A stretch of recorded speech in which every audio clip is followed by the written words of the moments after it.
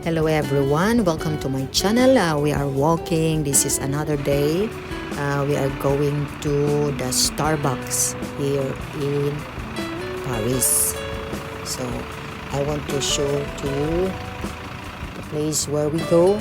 We are entering now. This is the Starbucks in Paris. So this is souvenirs. Ganda ng kanilang mga souvenirs, but I was not able to buy this one. I like this one, the black and white, the Starbucks souvenir. If I were you, buy the souvenir in the Starbucks. Is very durable. I think it is 15 euro or 18 euro, something like that. The blue one, I don't know. This one, I don't know the price. I forgot.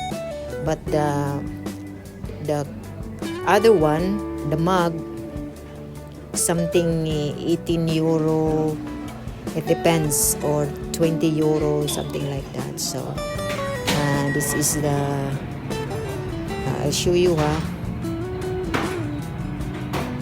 so this is the mug, because I like coffee and I want a big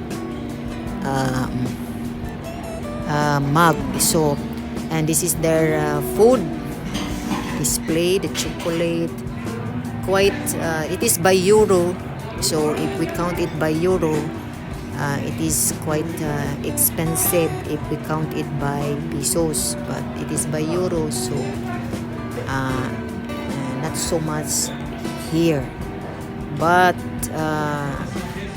as you know that we count it by peso right away, so it depends upon the food that you choose. So everything is a little bit also higher the price, so it depends upon the food that you want to order.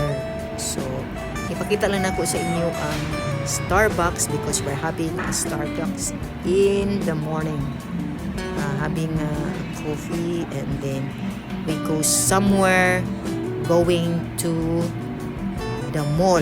So there is another video for this. Thank you for watching. God bless everyone.